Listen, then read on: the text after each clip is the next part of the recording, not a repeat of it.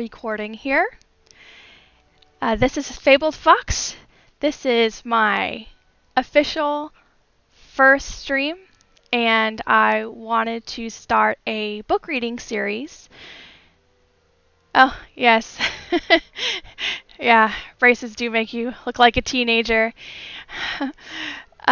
So this book is The Fox That Wanted 9 Golden Tails. It's by Kathleen Gray Nelson. And I am going to turn down the audio of, looks like Brahms' Tragic Overture, so that I can concentrate better. Okay? This is part of the public domain, and it is available on the Project Gutenberg website. Alright, so The Fox That Wanted 9 Golden Tails. This says, the most beautiful girl he had ever seen stood before him. It's very nice art. Once again, it's by Kathleen Gray Nelson. Alright, Chapter 1. He was a Japanese fox, and although he looked just like any other fox, he knew a few things that his American brothers have never heard about even to this day. One of these things was that if he lived to be 100 years old without ever being chased by a dog, he could become a beautiful woman. If he lived for 500 years and never a dog pursued him, he could be changed into a mighty wizard who would know more than any man on earth. But, better than all, after 1,000 years of peace, he would turn into a celestial fox and have 9 golden tails. So before I continue, I'm just going to move some things around on my very big screen here so that I can see the chat and also read at the same time. And you have to forgive me, I have really bad allergies. Now, a beautiful woman does very well in her place, and it is a great honor to be a wise man. But a fox with 9 golden tails is the most wonderful thing in all the world. For that reason, when the fox was very young, only about 60 or 75, he thought he would refuse to be changed into either a woman or a wizard, and would wait for his 1,000th birthday. There are enough pretty women and wise men in the world now, he explained to his friends of the forest. The pretty women make the trouble, and the wise men try to straighten it out, and they are both kept busy. They don't have half as much fun as the fox.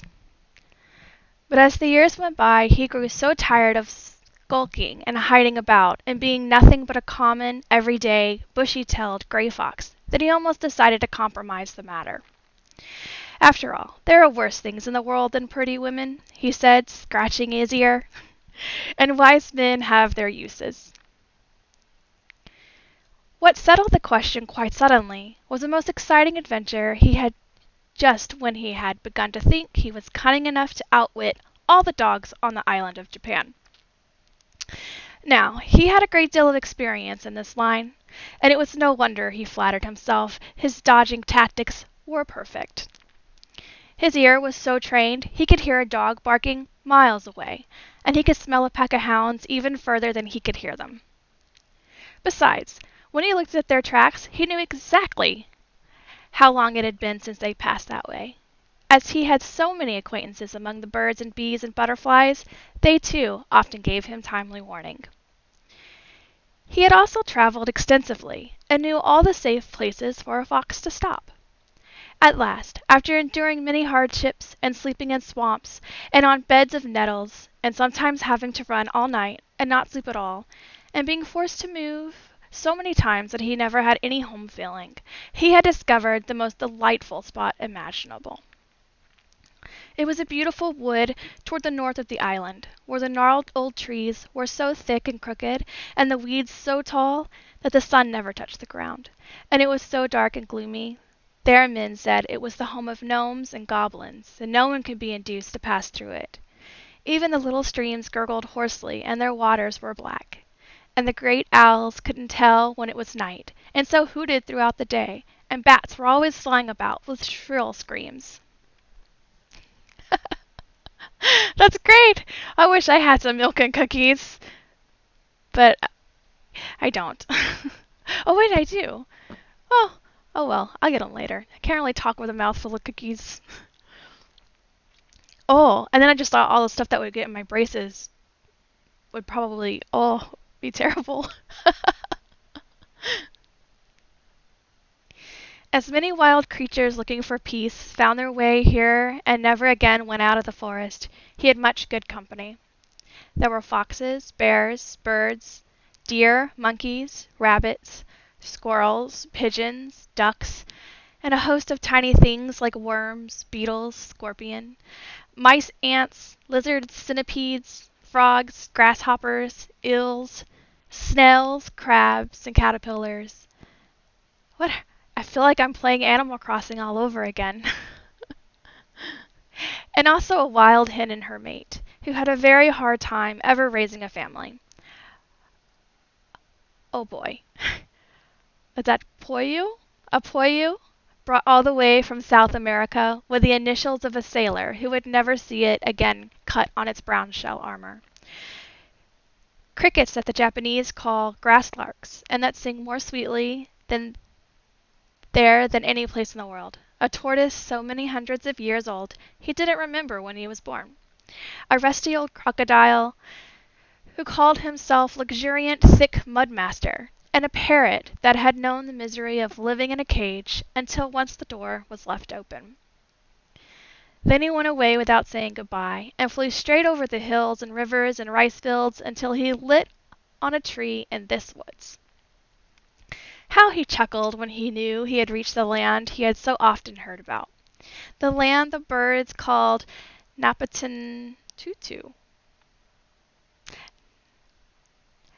which in their language means stay here always. And at first he thought it was a great joke to scream, "Look out!" and a few other human words not so polite, and throw all the animals into a panic. Oh, thanks. But after he had been there a while, he either reformed or forgot how men talked, and so bothered them no more.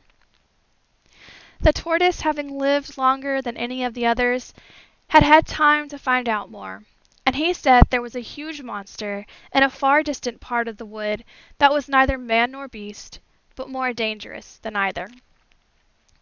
Its eyes were bright as any glass.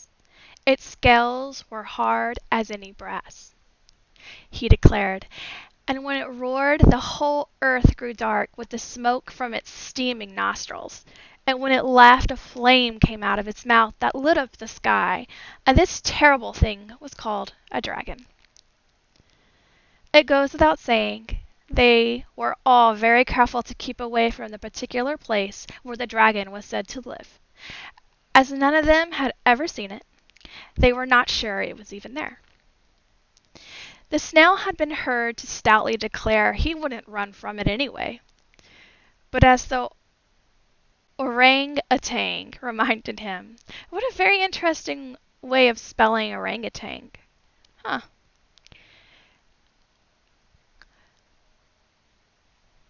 It was very easy to be brave before you saw it coming. But he had heard of snails that got in such a hurry they left their houses behind them. The bear asked this very important question. How many legs has a dragon? And when the tortoise said it must have at least 1,000,000, since a centipede has 100, the bear was comforted. For as he wisely told the fox, no need not be afraid of anything if it has more than 4 legs. Now, there wasn't much difference between day and night and Napatan Tutu, for both were happy times, and they could eat when they wished and sleep when they wished, and they didn't have to do anything unless they liked to do it. Sometimes they would eat and sleep all day, and at night, when the green eyes of the owls shone like lanterns and the fireflies lit up the wood with their little lamps, they would meet in a wonderful dell all lined with moss, softer than velvet carpet, and there they would romp and play until morning. Wow, orange tang is something that I haven't seen since the 90s. But it does kind of seem like it says that, orang-utang.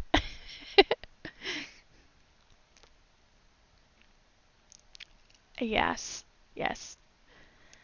The frogs would sit in a solemn circle on toadstools. The worms, because they wanted to see what was going on, would crawl up on the grandstand, which was the Poyu's back. The ants would hold wee pink and blue flowers over them for parasols because they tried to be fashionable. The monkey was always the clown. On a side note, monkeys scare the bejesus out of me. The quiet tortoise the judge, and the fox was the mischief maker, but too sly to ever be caught in his tricks.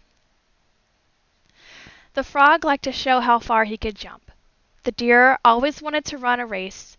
The monkey would put up a target for them to throw at. The bear would dance on his hind legs, while the crickets and the grasshoppers were the band. And when the circus was over, the porcupine would invite them to a quilting party. Oh, quilting party. Very good. Or if they grew tired of fun and frolic, the Puyu would tell them stories about a land far beyond the sun's nest, where the birds and butterflies, the parrots and lizards were redder than red and greener than green, and again of a wide world of water, where houses that rocked all the time floating on it. But where these houses came from, or where they went, he had been too sick to find out, although he had been in one for many sad months. And when the thunder rumbled and flashes of lightning shot through the leaves, and the owls shut their eyes in terror, and the poor little fireflies put out their lights, they would whisper to each other that the dragon was around, and scamper away and hide until morning. And then, when it was daylight, they wouldn't be a bit frightened, and each one would say the other ran first, and he only ran because someone behind pushed him, and he couldn't help it. And they would pooh, pooh, and declare in a chorus they didn't believe there was any such thing as a dragon.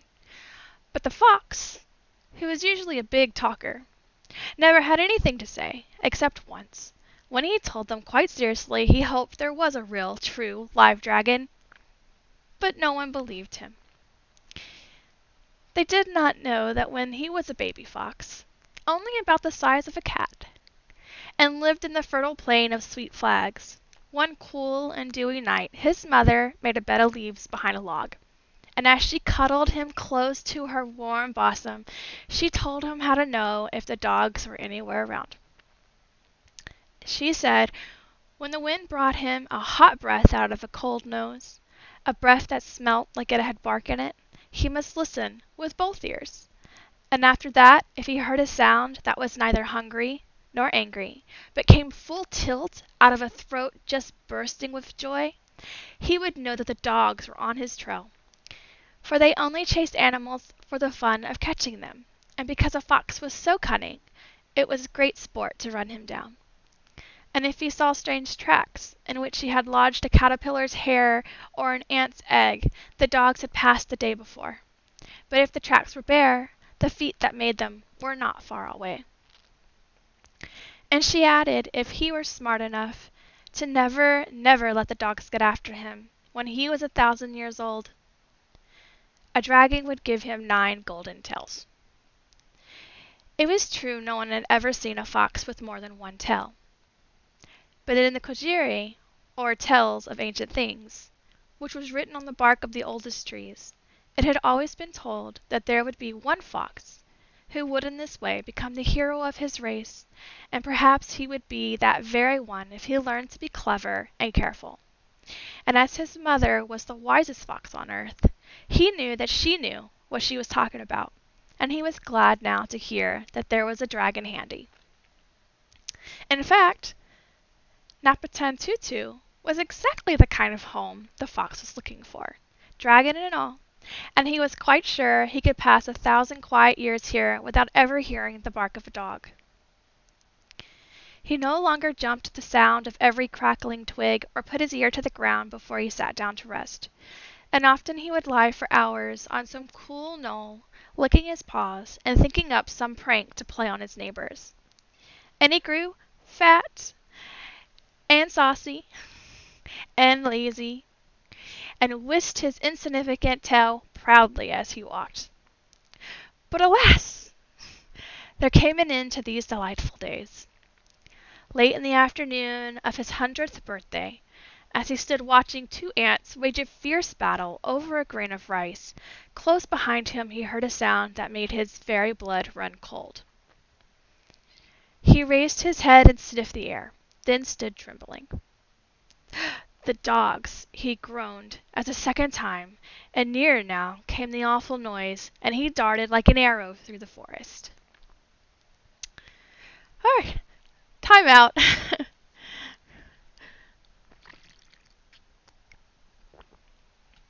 Wow, I really like that. There's a lot of awesome little quips there. Let's see. The snails leaving their homes behind. Oh, that was so funny. Let's see, what were the others?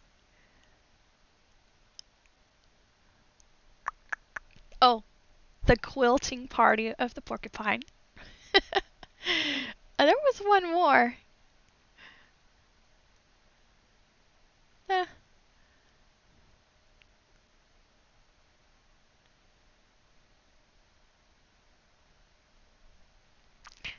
well, I don't know.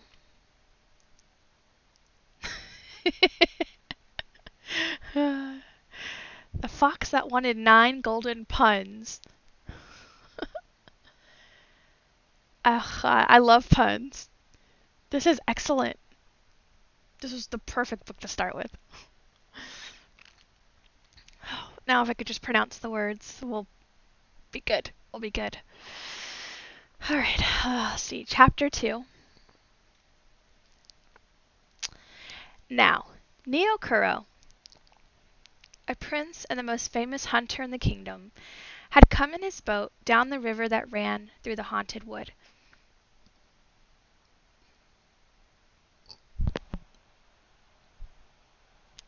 Sorry, I thought I was going to start hiccuping.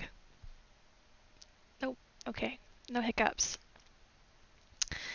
With him he had brought many servants and his pack of trained leopards, with which he hunted, and which were swifter and had keener scent than any dogs. Possibly Neokuro had never heard of this forest, or it may have been that he became so excited when the leopards started on their wild chase that he forgot to be afraid of goblins. At any rate, he dashed headlong into the wood, encouraging his leopards with loud shouts, and his servants, after a moment's hesitation, followed him. The fox was crashing through the underbrush just ahead of his pursuers, now tearing his way through hanging vines and again leaping over rocks and streams. The leopards came closer and closer behind him. On they flew through swamps and thickets, into thorn bushes and bramble patches, and across deep ravines, and not even the wind could keep up with him. At last the poor fox was tired out. His legs were torn and bleeding. He had left bunches of his fur on many a bush and thorn. His feet were bruised and lame, and his breath almost gone. Too late he found that he had slept too much and eaten too much during the long, comfortable days he had spent in his new home, and that he could not run as he once did when he was thin and lithe, and his legs were hard and his feet like rubber. Panting, gasping, his tongue hanging out, foam dripping from his mouth, he went blindly on in irregular leaps. The leopards were gaining on him every moment. Already he could feel the hot breath of the spotted leader burn his flanks, and he knew his time had come. Never, no never, would he be a fox with 9 golden tails. He would merely die a cruel death, and his one poor bushy tail would be carried away as a trophy, his body torn to pieces by savage beasts. As this sad picture rose up before him, he made one last long leap for liberty, and then his trembling legs could carry him no further. Driven to bay, he snarled angrily, and backing up against the trunk of a great hollow tree, turned to fight his last battle. Then a strange thing happened. At that very moment, A huge and horrible creature he knew at once must be the dragon, rose between him and the maddened leopards. Its body was covered with shining silver scales that crackled like burning logs as it moved. Its ears were big black wings that flapped like sails. Its great claws had nails as long and sharp as knives. Its double tongue was two red-hot flames. Its glaring eyes seemed balls of fire, and its long tail curled and writhed like a mighty snake. "There has been a mistake," the dragon breathed, and its words came out in smoke. "You were 100 years old this morning, and as you have never in all of your life had to run from a dog, you should have been given the chance to become a beautiful woman if you wished." "Give me the chance now," panted the fox. "There is nothing I want so much as to be a woman. Even an ugly one will do."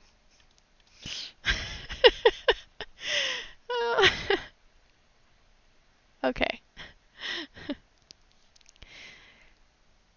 When the prince, who could not keep up with the chase, appeared on the scene, he found the leopards with their tails tucked between their legs, and their heads were hanging down. There was no fox anywhere, but the most beautiful girl he had ever seen stood before him. For a time Neokuro could only look at her, for he was dumb and astonished. She blushed and drew her long black hair over her face until he could barely see the tip of her nose and her little red mouth. Then she knelt before him. His attendants now came running up, for he had outstripped them all, and they too stopped speechless with their mouths open. The prince did not heed them. He bent down over the mysterious maiden, and so far forgot his manners that he took both her small hands in his and raised her to her feet, for he wanted to see her face again, and the more he looked at her, the lovelier she seemed to him. "Who are you, O fairest one?" he asked rapturously. "Who is your illustrious father, and what is your honored name?" But she gazed about her in a puzzled way and shook her head. "I do not know," she answered. The prince frowned at her strange reply, for he could scarcely believe his ears, and he even pinched himself under his silken tunic to be sure that he was not dreaming. But she was so pretty, he could not be angry with her, and as he looked into her soft brown eyes, his frown changed into a smile, and he said in a very gentle voice, "Are you lost? Are there other hunters here who have brought you with them, and now you wait for them to return?" "I am all alone," she told him. He was so surprised he did not know what to say. At last he stammered, "Perhaps you are only teasing me, or it may be that you are afraid of me because I am a stranger. But no harm shall come to you through me, that I promise you. I am Neokuro, a prince of Hinomoto, the land where the day begins. Forgive my rudeness in speaking to you, but will you not let me guard you and take you back to your friends?" "I have no friends and nowhere to go," she sighed. "But whence do you come, O sweetest creature in all the kingdom?" cried the bewildered prince. Again she shook her head. "I belong to the forest," she said simply. "Henceforth you shall belong to me," the prince declared, and so he took her back to his bamboo castle as his bride. There everyone wondered at this fair maid of the forest, but no one could find out who were her parents, or where her home had been, or anything about her. And the prince was so charmed with her grace and beauty he never bothered his head about these questions that so worried other people. She loved him, and he loved her, and that was all he cared to know about her, for the prince was a very clever man.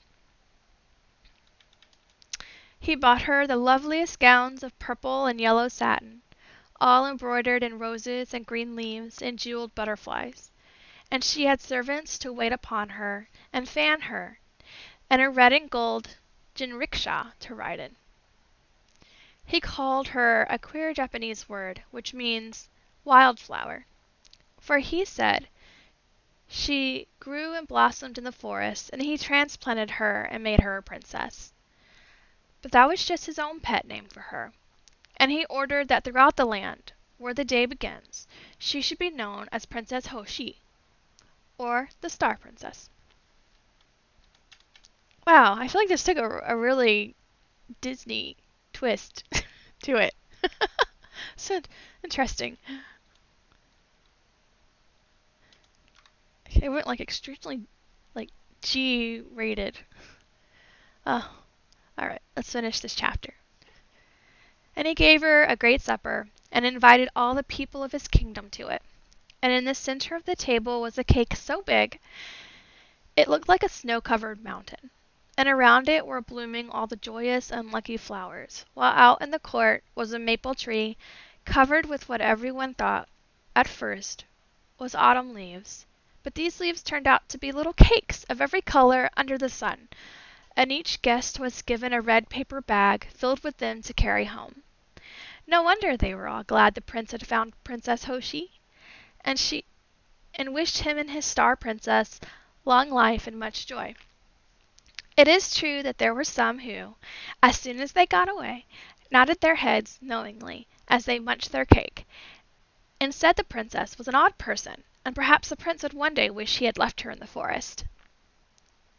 Now, a bamboo castle is a charming place to live.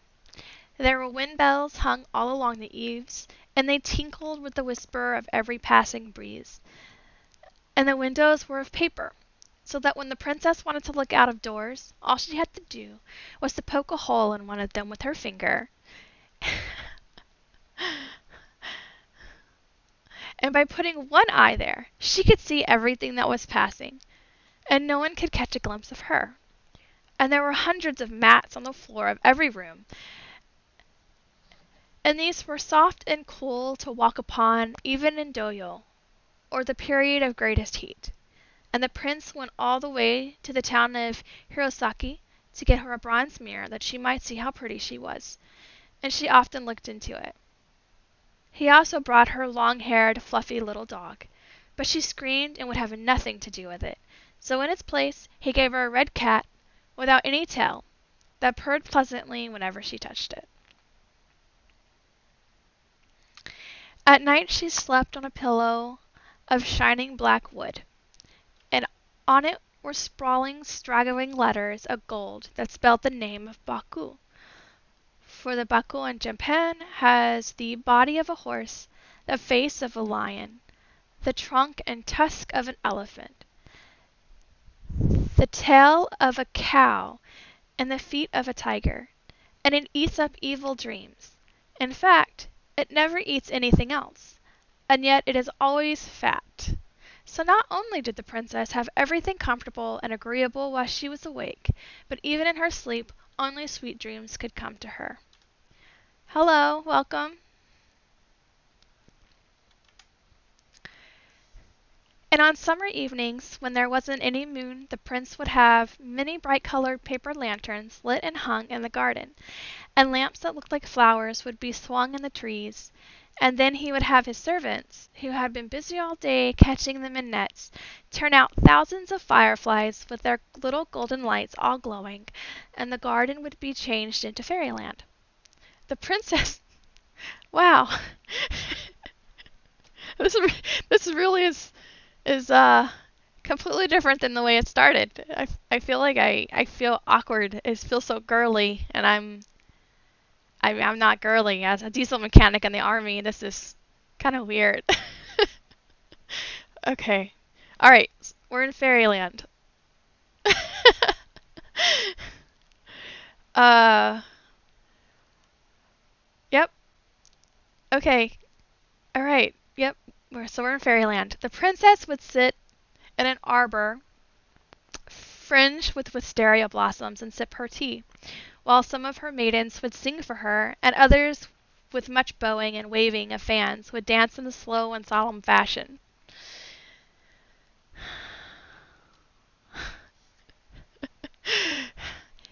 And again when the moon was a big, soft, bright ball, and all the clouds were very blue, she and the prince and her maidens would go to the pavilion in the center of the garden and climb the many steps to the top, where there was a room called the moon viewing place of peace.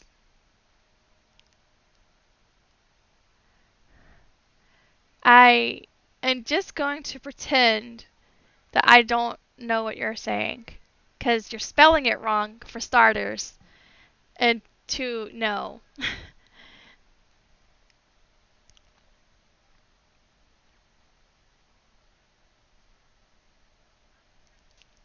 Okay.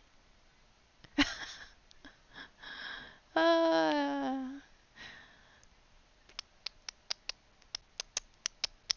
where was I? And again, okay, let's just start again. And again, when the moon was a big, soft, bright ball, and the clouds were very blue, she and the prince and her maidens would go to the pavilion in the center of the garden and climb the many steps to the top, where there was a room called the moon viewing place of peace. And the prince would tell his flower wife in the loving language of the land that the sun was a golden crow and the moon a jeweled hare, and of how Princess Splendor, the dear daughter of the moon, oh my goodness, once ran away, and when her mother called her, she climbed home on a moonbeam, crying silver tears, and all her tears took wings and flew down to earth and turned into fireflies. No, you cannot. We're focusing on the book, and this is really uncomfortable territory for me. There's a lot of girly things here. Oh, gosh. Okay. I feel like I was trapped. I feel like the story started out really good with all the puns, and then it just kind of trapped me. But we're going to get through this. But the princess would have thought they could not understand and ask questions that would make even Neokuro smile. Once she said to him quite seriously, "Did you ever see a dragon?" "Certainly," he answered. "There were many of these wiggling creatures made of red and yellow and pink and green paper, with lanterns for eyes, carried in the festival procession last year. They were very amusing." "Paper dragons!" she cried scornfully. "I mean live ones." "I have read of them and seen many pictures of them," he told her. "There was one called Ryogu, the Dragon King of the world under the sea, and when he sneezed the waters would jump up and tumble over each other in mighty waves, and every time the dragon caught cold, many a fishing boat went down. But that was years and years ago, and now all the dragons are dead."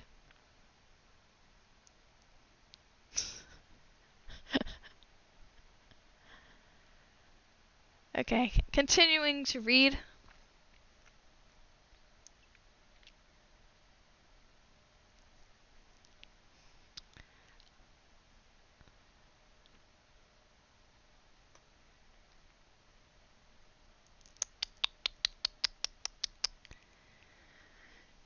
And she only laughed and said no more. But she knew better. Perhaps the trouble was she knew too much to be a princess, and that was why she at last got dreadfully bored.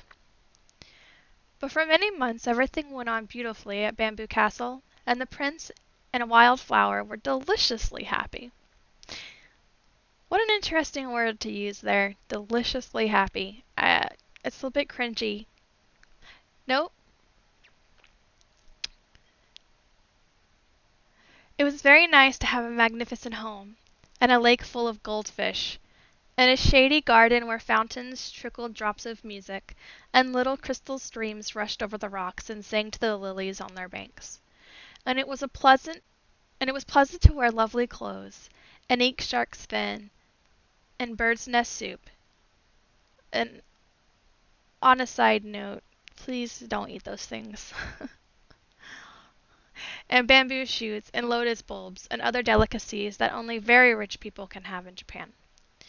And she was glad to think she wasn't a fox, hiding out in a briar patch, always listening for dogs, and sometimes hungry. Surely it was much better to be a princess than a fox. Then gradually a change came over her, and although she had everything she wanted, she was no longer happy. Sometimes in the day when she lingered by the lake and watched the little goldfish start about like flames in the clear water and jump up on the banks to get the lard cakes and rice balls she had brought them, she sighed, and for no reason at all scolded the mincing, by-a-side lady who carried a gorgeous parasol over her. And again in the starlit night, when she walked in the perfumed garden and listened to the musical drip, drip at the fountain, and heard the frogs calling to each other from their lotus pools, there came to her the memory of an enchanted land, where bats circled and shrieked, and great owls squatted solemnly on their knotty branches of the trees, winking and blinking and never sleeping, and a mighty dragon with glaring eyes and shining scales lived in a hollow tree.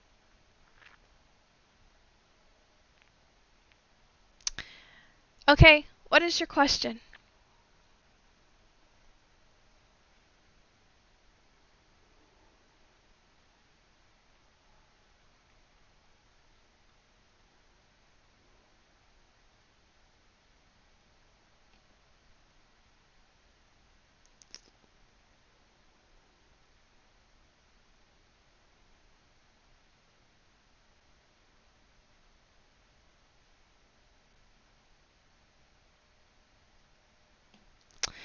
Okay, guys, just give me 1 minute here while I get rid of some people.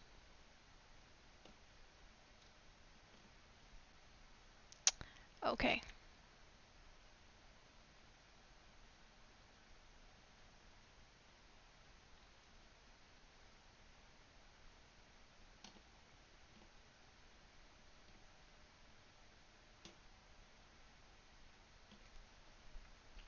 All right, let's continue.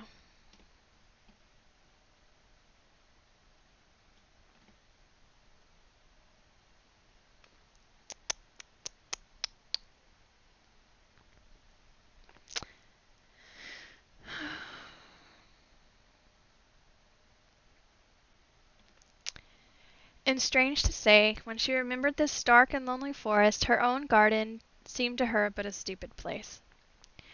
After a while she grew tired of living in a house, even if it was a bamboo castle, and whenever she went out having men carry her about in a stuffy chair, and she longed for the shade of the faraway wood, the sound of the hoarsely gurgling streams, for a run in the early morning through the dew-laden grass, for the hums of the bees, the smell of the dead leaves, and a nap on a mossy bank.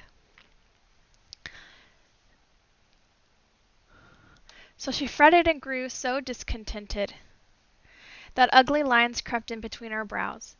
The rose all went out of her cheeks, and she was so cross that Prince was once heard to say he had married a nettle in a place of a wild flower.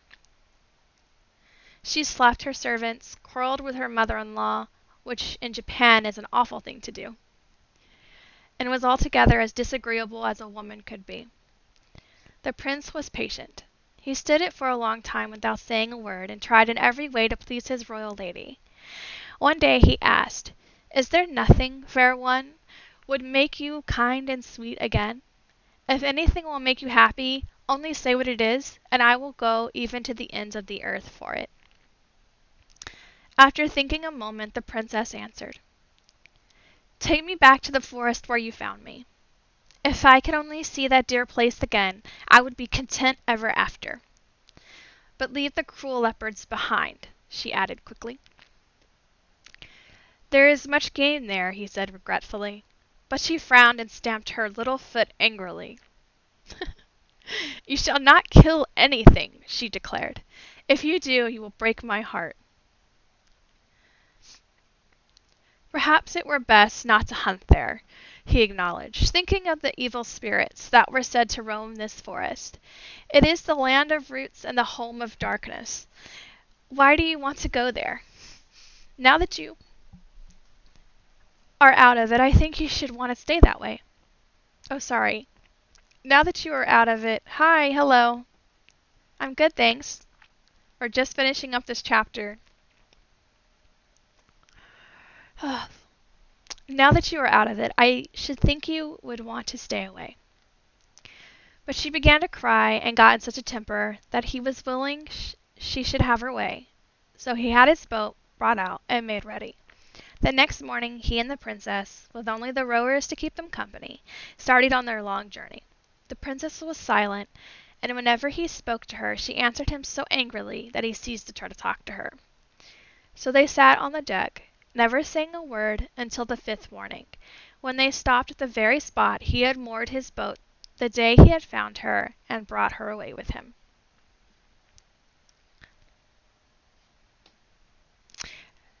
So I am going to finish with this chapter and save the next chapter for tomorrow. Tomorrow. And going to stop recording here.